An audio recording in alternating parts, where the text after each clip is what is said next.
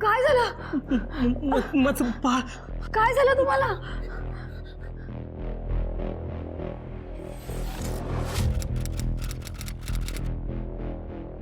अहो काय होत आहे? असे का ओरडलात?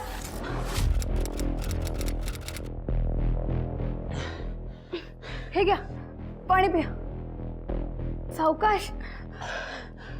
काय झालं? तुम्ही असे का ओरडलात? खूप भयानक स्वप्न पडलं मला.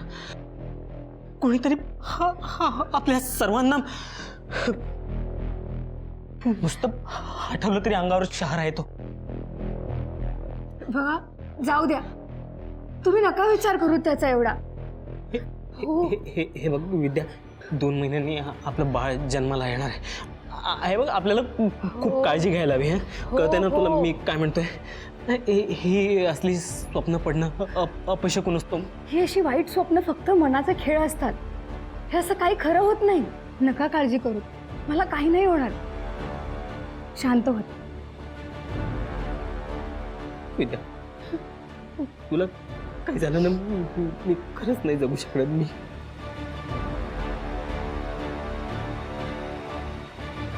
नमस्कार, मी अभिजित खांडकेकर. सनसनाटी गुन्ह्यांच्या शृंखलेत तुम्हा सगळ्यांचं स्वागत करतो. आपण पाहत आहात क्रिमिनल्स, चाहूल गुन्हेगारांची. आपल्या समाजामध्ये असे अनेक लोक आहेत ज्यांना असं वाटत असतं की या समाजामध्ये आपला दबदबा असावा, लोकांच्या मनात आपला दरारा असावा, आपलं सामर्थ्य आणि नावलौकिक पाहून भल्या भल्यांना घाम फुटावा, प्रत्येकानं आपला प्रत्येक शब्द झेलावा आणि आपलं सामर्थ्य आणि दहशत इतकी असावी की आपल्याला नकार देण्याची कोणाचीही हिंमत होऊ नये. पण स्वतःची अशी दहशत पसरवत असताना, इतरांच्या कुटुंबांना उद्ध्वस्त करत असताना माणूस हे विसरतो की आपलं स्वतःचं सुद्धा एक कुटुंब आहे. आजची ही केस तुम्हाला सामर्थ्य आणि प्रतिष्ठा टिकवण्यासाठी केल्या गेलेल्या चुकीच्या गोष्टी आणि त्याच्या घातक परिणामांचं दर्शन घडवेल.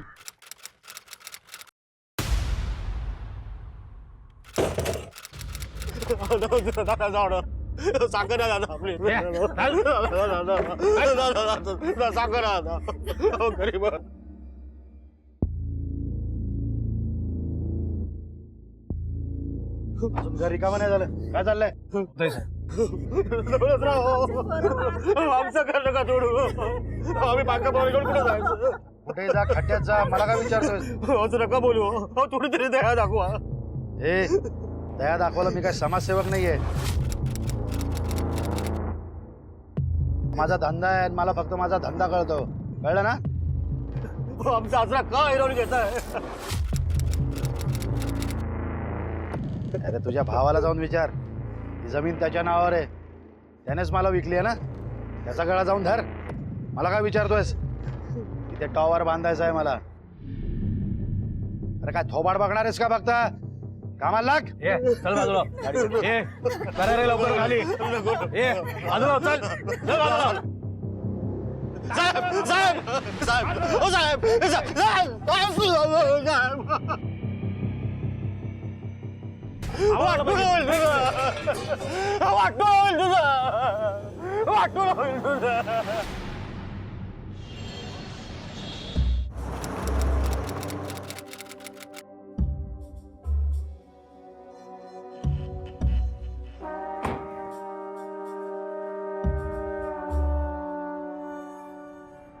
चला.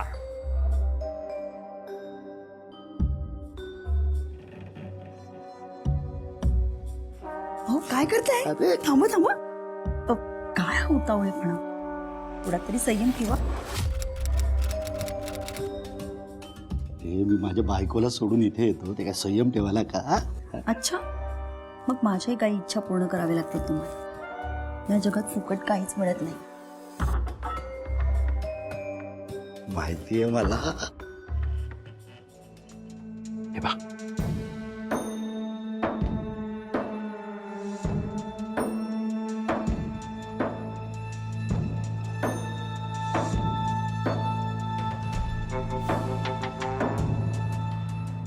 कसं आहे? छान आहे, पण मला याहीपेक्षा काहीतरी किमती हवी. अरे तू सांग ना, अजून आणून देतो. हे असले 2-4 तर डेफिनेट आणून देतो. हा नाही, मला मंगळसूत्र हवं तुमच्या नावाचं. हे काय अचानक? अचानक म्हणजे तुम्ही मला तसं वचन दिलं होतं. यासनी वचनं खूप जणांना देतो मी. ते काय पाळत बसू की काय? 2 पोरांचा बाप आहे मी. आता आजोबा होणार आहे. या वयात लग्न करायचं मी शोभणार आहे का मला? हो, मग या असल्या वयात असल्या भानगडी करणं ते बरं शोभतं तुम्हाला? लायकीत राहायचं, लायकीत राहायचं. पायातली चप्पल आहे ना, पायातच राहायचं, डोक्यावर बसायचं नाही. कळलं का? मला शांतपणा शिकवते.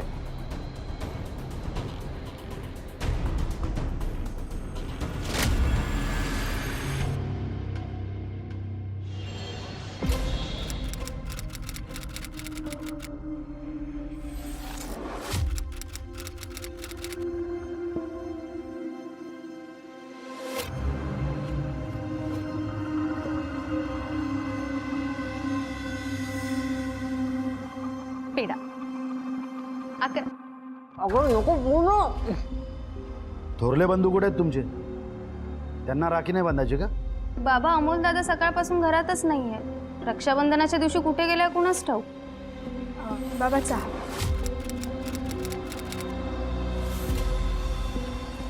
नवरा कुठे आहे तुमचं? ते महत्वाच्या कामासाठी गेलेत, येतीलच इतक्यात. मला माहिती आहे कुठल्या महत्वाच्या कामाला गेलाय तो.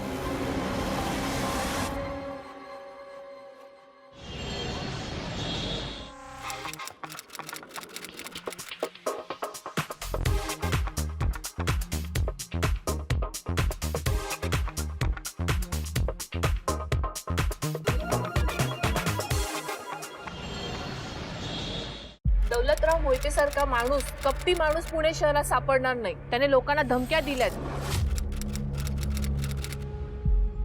त्यांच्या जमिनी लुटल्यात आणि हा सगळा बक्कळ पैसा घेऊन मजा मारतोय तो. मी म्हणते अशा माणसाला झोप लागतेच कशी? आज ना उद्या त्याला जेलबंदी झालीच पाहिजे. मग ताई असं असेल तर दौलतरावांना आतापर्यंत अटक का नाही झाली? पैशाचा माज, दुसरं काय? सरकारी कायदा खिशात घेऊनच फिरतो ना. अख्ख्या शहरात त्याचा दरार आहे. आज ना उद्या त्याला पापाची शिक्षा होणारच आहे. करू दे ऐश त्याला किती करायची ती. ज्या माजरे या बाईला त्यावेळी माझा कचरा करत असते. साहेब, तुम्ही म्हणत असाल तर हिला चांगली अद्दल घडवतो, जीवच कापून टाकतो, म्हणजे एक शब्द देखील बोलणार नाही तुमच्या विरुद्ध. तशी वेळ आली तर ते करावंच लागणार आहे. बरोबर माझ्या कामाच्या जागी पोचते मीडियाला घेऊन. तुम्ही टेन्शन घेऊ नका साहेब, मी बघतो काय करायचं ते. अहो अमोल साहेब, अहो सांभाळा स्वतःला. झेपत नाही तर कशाला ते आहे एवढी? माझ्या बापाच्या कुत्र्या, मला प्रश्न विचारणारा तू कोण? जा माझ्या बापाचे तळवे चाड जा. माझं डोकं नको खाऊ, कळलं? दादा काय बोलतोयस तू हे? अरे बाबांसमोर बोलताना तुला लाज नाही वाटत? लाज कशी वाटेल त्याला? विकून खाल्ली आहे ना त्याने ती. बापाच्या पैशावर मजा मारायची, बापाचेच धिंडोडे काढायचे, एवढंच जमतं त्याला. काय करू? आरती ओळ तुमची.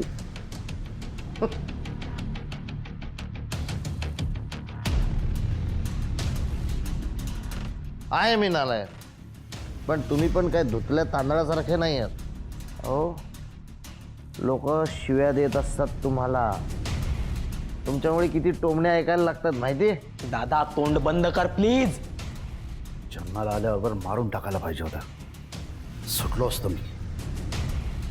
निदान छोट्या भावाकडून तरी शिक. हो, लेक्चर देऊ नका मला, कळलं ना?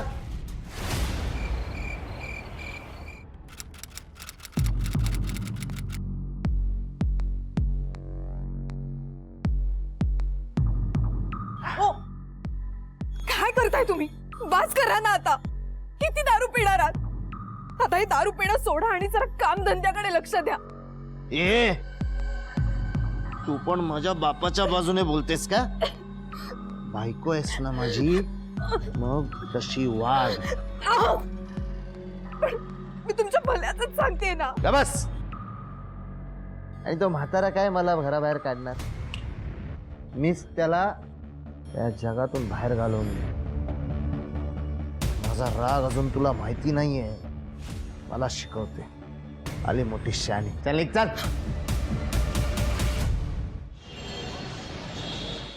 नमस्कार सर. साहेब हे मिठाई तुमच्यासाठी. मिठाई कशासाठी? साहेब, तुम्ही माझ्या मुलाच्या शिक्षणासाठी पुष्कळ मदत केली. म्हणूनच तो MBA होऊ शकला. फार उपकार आहेत तुमचे. उपकार नाही करत मी कोणावर. तू माझ्या घरचा माणूस आहेस म्हणून दिले पैसे तुला. झाला ना तुझा मुलगा MBA? हो. बस. आता उद्यापासून कामावर यायचं. हां, माझ्या ऑफिसमध्ये भरपूर पगार मिळेल तुला. ते कसं आहे साहेब, मला स्वतःचा बिझनेस सुरू करायचा आहे. त्याबद्दलच तुमच्याशी बोलायचं होतं. कन्स्ट्रक्शन बिझनेसमध्ये मी खूप अंथरून पाहून पाय पसरायच्या माणसाने. बिझनेस करण्यासाठी अक्कल लागते, अक्कल. दरारा लागतो आमच्यासारखा. एका साध्या ड्रायव्हरचा पोरगा MBA झाला हेच खूप आहे तुझ्यासाठी, कळलं का? कामावर यायचं उद्यापासून. गाडी काढा. हो सर.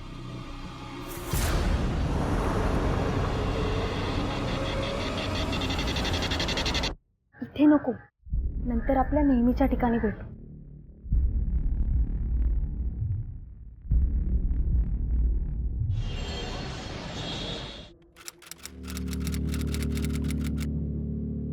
चल चल.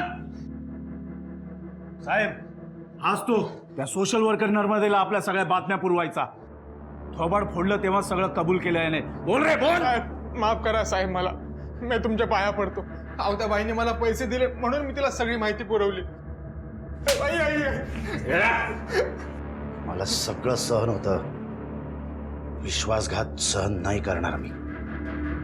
कैलास, याचे हात पाय तोडायचे, याला अधू करायचा आणि अंथरुणावर खेळून पडेल याची व्यवस्था करायची. माफ करा, माफ करा साहेब. साहेब माफ करा, माफ करा साहेब, माफ करा हो साहेब, माफ करा साहेब. अहो साहेब, माफ करा साहेब.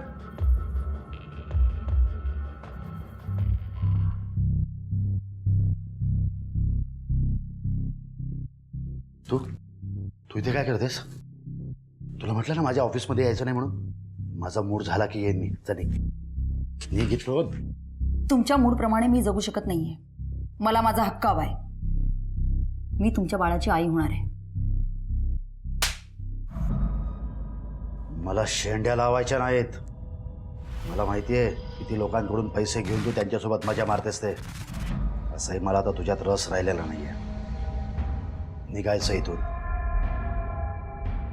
निघ.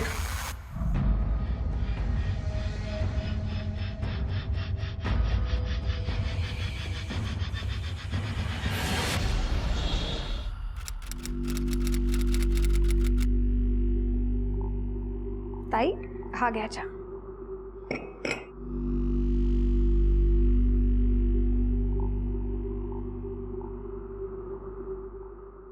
आई, अगं, अवघडलेल्या अवस्थेत वाकायचं नसतं.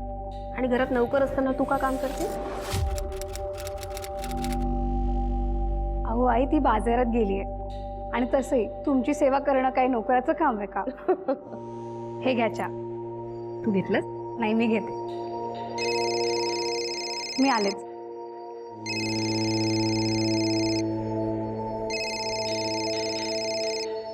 हा आई, बोल. अगं विद्या, कशी आहेस तू? बरेच दिवस झाले फोन नाही केलास. मी बरी आहे. अगं, इथे सर्वजण माझी खूप काळजी घेतात. हो ना, तुला खरंच खूप चांगलं सासर मिळालंय. तुझ्या भाग्यात सगळ्या चांगल्याच गोष्टी लिहिल्यात. खरं आहे अगं तुझं. बरं, तुला पुढच्या महिन्यात इथे माहेरीच यायचंय. तुझं बाळणपण इथेच करायचंय. हो हो अगं, माहिती आहे मला. बरं चल आई, मला बरीच कामं आहेत जरा. मी तुला नंतर कॉल करते. हो बर, चल बाय. काय ग, तुझ्या आईचा फोन होता का? हो, मी तिला सांगत होती तुम्ही सर्वजण माझी कशी काळजी घेताय ते. काळजी तर घ्यावी लागणारच ना. आपल्या घराला वंश देणार आहेस तू. पण माझ्या नशिबात हे सुख नाही असं वाटतं. माझा नवरा काही मनावरच घेत नाही ग. आई, असं नको बोलूस. देव बघतोय सगळं. तू लवकरच तुझ्या पदरात पण गोड बातमी देईल.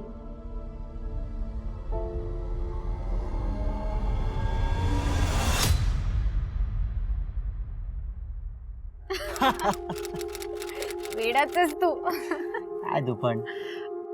तुझे बाबा ना मला माझा बिझनेस उभा करायला अजिबात मदत करणार नाही. काय करू ना काही समजत नाहीये ग. ऐक माझं, तू ना एकदा त्यांचा जावई झालास ना, मग सगळं ठीक होणार.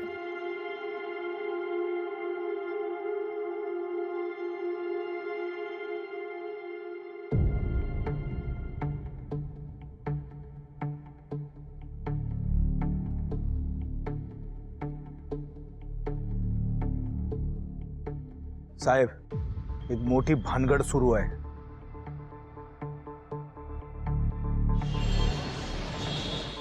काय सांगतोय ना तुला. काय करताय? चल हा? चल. माझा झालाय का तुला? लायकी आहे तुझी? लायकी आहे का तुझी? लायकी आहे तुझी? साहेब का मारतात त्याला? काय केलं त्याने? माझ्या मुलीला हात लावायची हिंमत कशी? लायकी आहे तुझी? सर चूक झाली हो साहेब, माफ करा.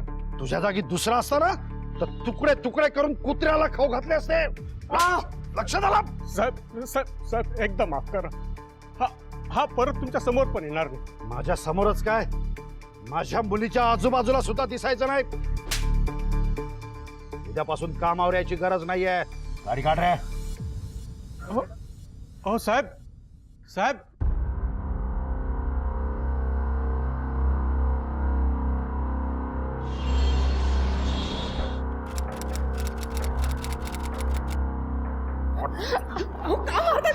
गप्पाबाज. बाबा संदीपवर प्रेम करते हो मी, मला लग्न करायचं. शहाणपणा करायचा नाही हा जास्त. जीभ हासडून ठेवीन तुझी. मला वाटलं होतं या घरात फक्त एकच नालायक मुलगा असेल, पण तू तर त्याच्या वरचढ निघालीस. खबरदार, या घरातून एक पाऊल सुद्धा बाहेर काढायचं नाही. काढा. काय करणार आहात तुम्ही? जीव घेणार आहात माझा? पण लक्षात ठेवा, मी पण तुमचीच मुलगी आहे. मी पण बघा काय करते ते. ऐका ऐका माझं.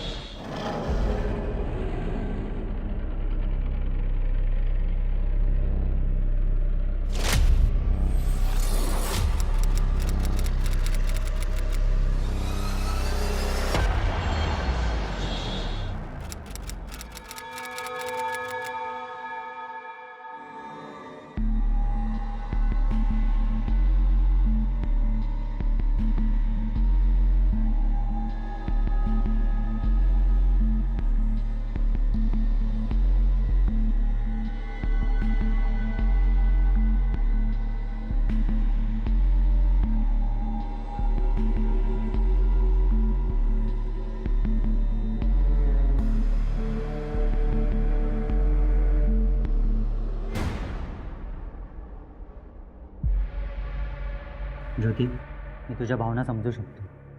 आपलं लग्न धूमधडाक्यात सर्वांच्या आशीर्वादाने व्हावं अशीच माझी इच्छा होती. पण माझ्या बाबांनी सगळा सत्यानाश केलाय. हे बघ, तू काळजी करू नकोस. माझ्या बिझनेससाठी मला चांगलं फंडिंग मिळालं. आता तू बघ, तुझ्या वडिलांपेक्षा जास्त यशस्वी बनतो की नाही ते.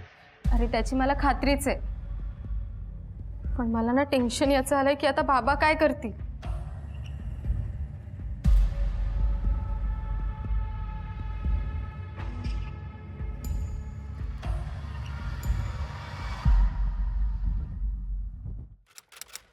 कापून टाकताना तुकडे करायचे बारीक बारीक. त्यांचे मुळते पण सापडले नाही पाहिजे. काय बोलताय? आपली मुलगी आहे ती, आपल्या मनाविरुद्ध वागली म्हणून तुम्ही एवढा टोकाचा निर्णय कसा घेऊ शकता? नाही, तिला मारू नका. तिला मारू नका. काय सत्कार करायचा का तिचा? तो दीड दामडीचा तो रमाकांत आयुष्यभर पोचला त्याला. माझ्या पोरीनं काय केलं? या पोरीनं त्याला माझा व्याही बनवला. अरे लोक थुकतील ना माझ्या तोंडावर. अख्ख्या गावात दरार आहे माझा. माझ्या पोरीनं काय केलं? मला शेंडी लावली. हसतील लोक माझ्या तोंडावर. नाही, तुमची ही अवस्था बघून मला खूप मजा येते. अमोल, तू गप्पा बस. हे बघा, उगाच राग घालून घेऊ नका. ऐका माझं, शांत व्हा. जरा शांतपणे विचार करा. तिला मारू नका. तिला मारू नका. हो बाबा, हे सगळं प्रकरण सोडवण्याचा दुसरा काहीतरी मार्ग असेलच ना? कोणता मार्ग आहे? हा? कोणता मार्ग आहे? बाबा बाबा ऐका ना, आपण एक काम करूया ना, म्हणजे ज्योतिषी सगळे संबंध तोडून टाकूया, मग विषयच संपेल ना. हो हो, मी विसरून जाईन की मला मुलगी आहे. मी विसरून जाईन. मी तिच्याशी कुठलाही संबंध ठेवणार नाही. पण तिला मारू नका हो. तिला मारू नका. साहेब मी काय करायचं? निघतो. एक गोष्ट लक्षात ठेवायची सगळ्यांनीच, त्या पोरीचं नाव या घरात आजपासून कोणीच घेणार नाही. आणि जर कोणी घेतलं तर माझ्याशिवाय कोणी वाईट नाही.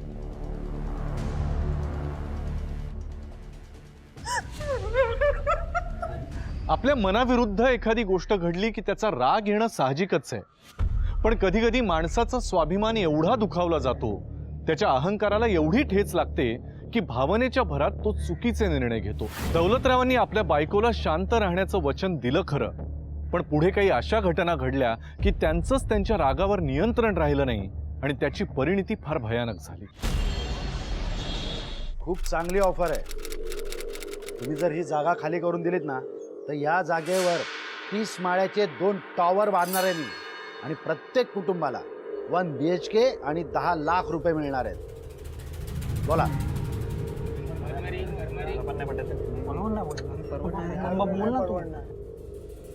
दौलतराव 10 लाख रुपये खूप कमी येतो. आम्हाला जास्त पैसे हवे. अख्खं आयुष्य गटाराजवळ घालवलं आणि 10 लाख रुपये कमी वाटतात होय रे तुला? मा झालाय का? अहो माझाचा काही प्रश्नच नाही दौलतराव. आणि ह्या जागेची व्हॅल्यू आम्हाला चांगलीच माहिती आहे. जर आमच्या डिमांड पूर्ण होणार नसतील तर आम्ही ही जागा तुम्हाला देणार नाही. मला नाही ऐकायची सवय नाहीये. कैलास. हो थांबा, हो थांबा. तुम्ही खाली बसा, खाली बसा. नमस्कार, मी संदीप जाधव. माझा सुद्धा कन्स्ट्रक्शनचा बिझनेस आहे. दौलतरावांसारखीच मला देखील तुम्हाला एक चांगली ऑफर द्यायची. आमच्यात बोलायचं नाही. नाही घेतो. आम्हाला ऑफर तर ऐकू द्या. बोला बोला, काय ऑफर आहे तुमची? प्रत्येकाला 2 BHK फ्लॅट आणि 15 लाख रुपये कॅश. मला चांगली ऑफर बोलून टाकतो.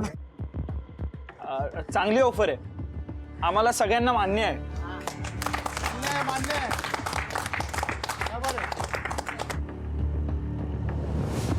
काय ही पण जागा गेली?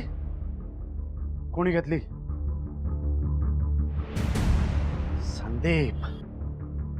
त्याच्यात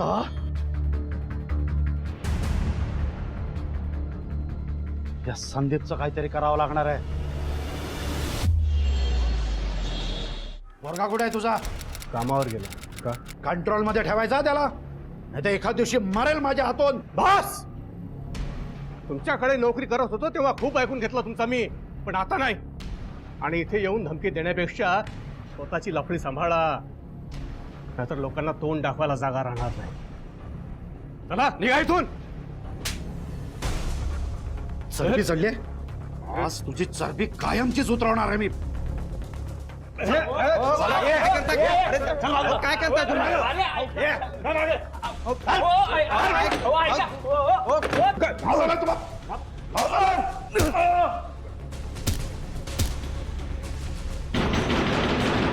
काय झालंय?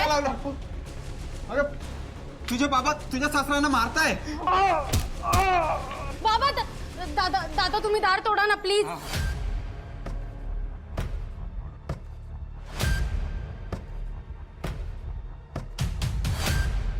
लास्ट वॉर्निंग आहे तुला. तुझ्या पोराला सांग माझ्या मार्गात आडवा यायचं नाही, नाहीतर माझी पोरगी विधवा झाली तरी चालेल. तुझ्या पोराला जिवंत नाही सोडणार. कळलं? अरे कैलास. मिनिट साहेब, मागच्या दाराने जाऊ. उगाच बाहेर तमाशा नको.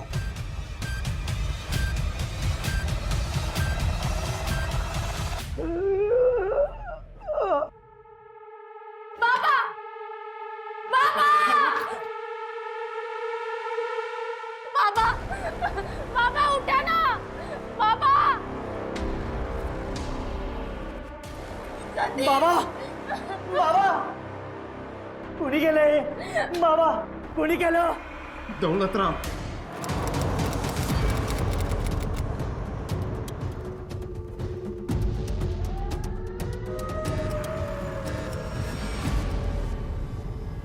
काय घडलं होतं इकडे?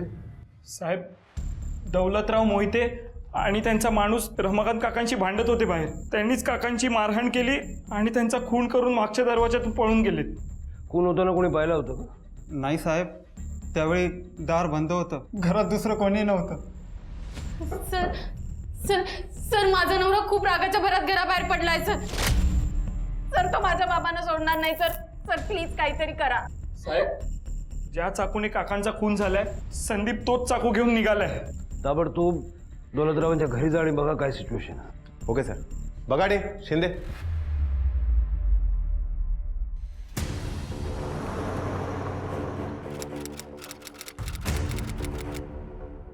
दौलतराव, कशाला ओरडतेस? काय आलाय? कोण आहे? का मारलंस माझ्या बाबांना? का मारलंस? त्यांना हॉस्पिटलला घेऊन जा. सोडणार नाही. दौलतराव, तुम्ही हॉस्पिटलला जा. आई मी थांब, मी बघतो. थांब, मी बघतो.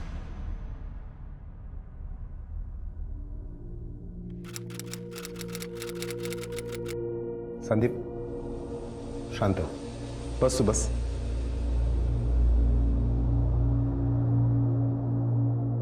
हे घे पाणी पी.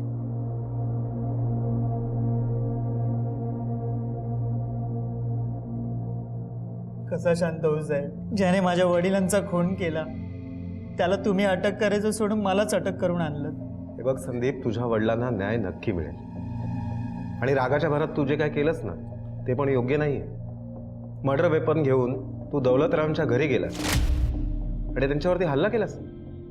अरे, दौलतरावांना शिक्षा करण्यासाठी न्यायव्यवस्था आहे ना.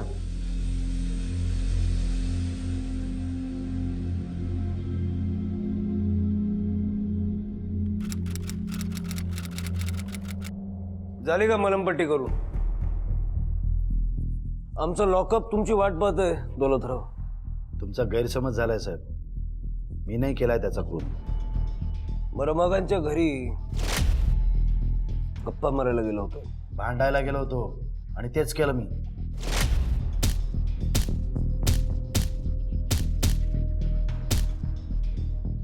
लास्ट वॉर्निंग आहे तुला. तुझ्या पोराला सांग माझ्या मार्गात आडवा यायचं नाही, नाहीतर माझी पोरगी विधवा झाली तरी चालेल. तुझ्या पोराला जिवंत नाही सोडणार. कळलं? अरे कैलास, 1 मिनिट साहेब. मागच्या दाराने जाऊ. उगाच बाहेर तमाशा नको.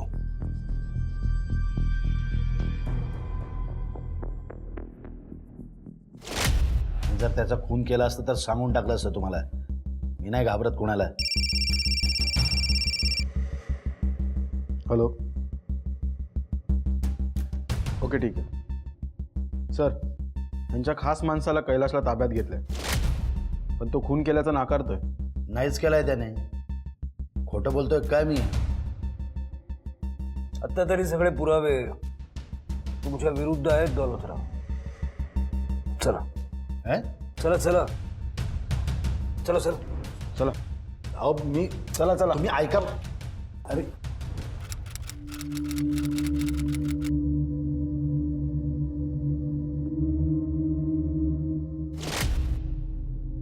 हा, मी थोड्याच वेळात तुमच्या ऑफिसला येतो. मग आपण आपण तिथे बसून डिस्कस करूया. हो चालेल. हो शैलेश, सगळं ठीक आहे ना? हा, तुझे बाबा कसे आहेत? आई, तू शांत हो पहिले. पोलिसांनी बाबांना अटक केली आहे. काय अटक करण्यासाठी गेली त्यांनी?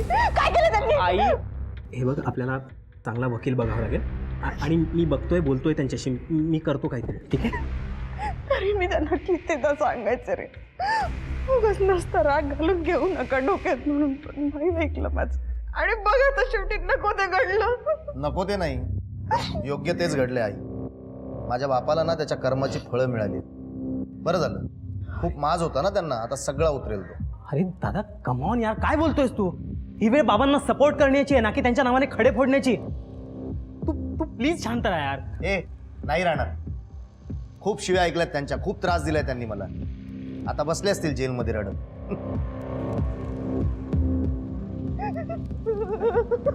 हे बघ, तू शांत. मी बोलतोय ना वकिलांशी चांगलं. तू का काळजी करतेस? मी आणीन बाबांना सोडून. तू शांत हो प्लीज.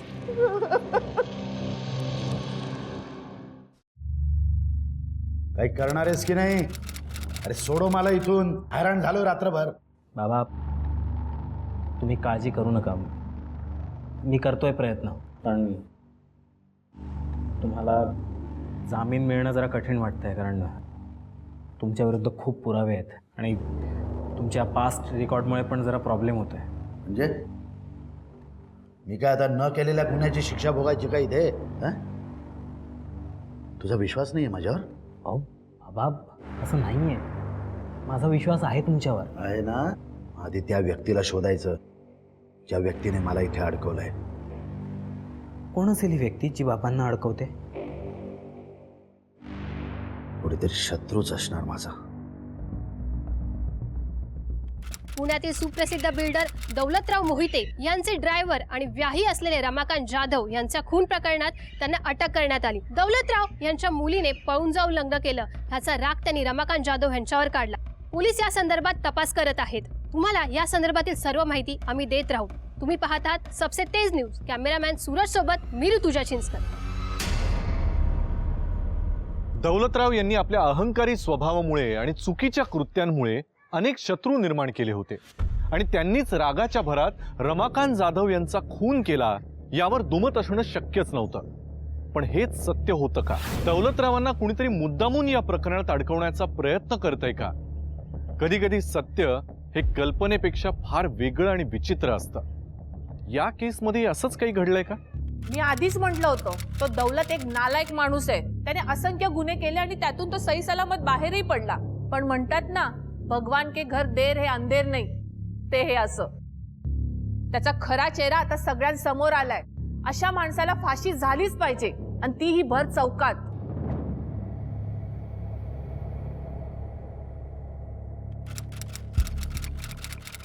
येस सर, आपण दौलतराववरच्या जुन्या केसेस ओपन करू शकतो सर. ओके सर, ठीक. जय हिंद सर. सर, रमाकांत यांच्यावर ज्या चाकूने स्टॅबिंग करण्यात आलं त्याचा हा लॅब रिपोर्ट आला सर. आणि रमाकांत यांचा पोस्टमॉर्टम रिपोर्ट पण आलाय. पोस्टमॉर्टम रिपोर्टनुसार रमाकांत यांच्या पोटावरती 3 वेळा स्टॅबिंग करण्यात आलं, काल म्हणजे 16 सप्टेंबरला. आणि त्याच्यामुळेच अतिरक्तस्राव झाला आणि रमाकांत यांचा मृत्यू संध्याकाळी 4 ते 6च्या दरम्यान झालाय. लॅब रिपोर्टनुसार त्या चाकूवरती दौलतराव आणि रमाकांत या दोघांचं रक्त सापडलंय, पण फिंगरप्रिंट्स फक्त संदीपचे आहेत. हा, कारण तोच चाकू घेऊन संदीप दौलतराव यांच्या घरी त्यांच्यावरती हल्ला करण्यासाठी गेला होता. याचा अर्थ त्या चाकूवर आधी कोणाचेच फिंगरप्रिंट्स नव्हते सर. कारण कदाचित असं झालं असेल की दौलतरावांनी तो चाकू वापरल्यानंतर त्याच्यावरती फिंगरप्रिंट्स पुसून टाकले असतील. पण जर तो चाकू त्यांचाच होता तर चाकू पुसून तिकडे टाकून जाण्याची गरज काय होती? एक मिनिट, हा फोटो बघा. हा चाकू गुंड वापरतात तसा नाही आहे, घरगुती वापरातला भाजी कापण्याचा चाकू आहे. हा, कारण तो चाकू रमाकांत यांच्या घरातलाच असू शकतो. एक्झॅक्टली. संदीपच्या बायकोकडून कन्फर्म करून घ्या. जरा चाकू रमाकांतच्या घरातलाच असेल तर कोणीतरी वेगळा पण असू शकतो. वेगळा? सर, पण रमाकांत यांना मारण्याचा हेतू अजून दुसऱ्या कोणाकडे असू शकतो.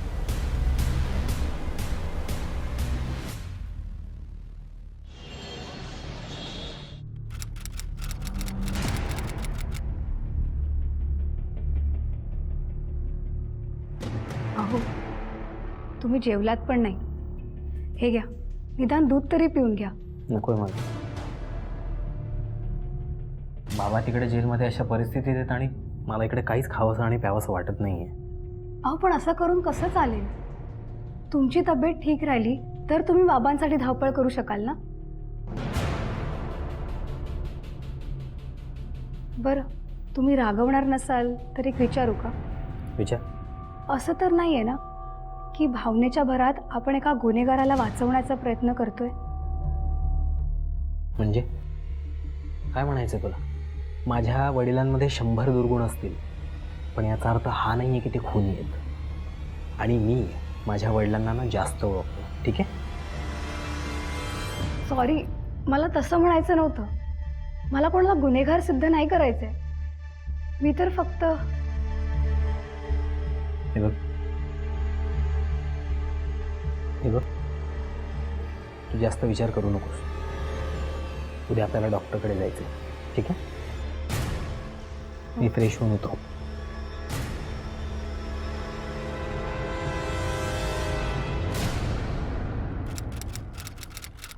नमस्कार मॅडम. चांदणी ये बस. मग काय आनंद झाला असेल ना तुला, तुझा मजनू जेलमध्ये गेलाय म्हणून? आनंद तर खूपच झालाय, पण मला तुम्हाला एक महत्त्वाची गोष्ट सांगायची आहे. काय?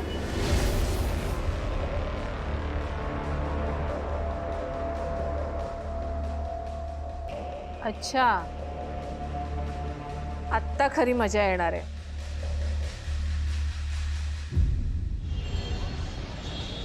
सगळं काय होतंय ते सगळं सांग हं? म्हणजे कशाने ऍसिडिटी खाली बघा, हो, कशाने ऍसिडिटी होते, काय होतं हे सगळं सांग. म्हणजे ते आपल्याला तुला तसं औषध देतील. ना खाली बघ.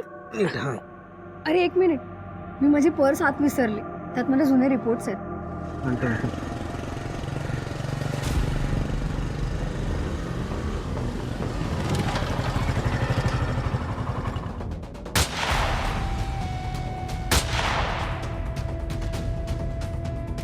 विद्या आणि शैलेश आपलं बाळ जन्माला यायची आतुरतेनं वाट पाहत होते, पण नियतीला हे पाहावलं नाही.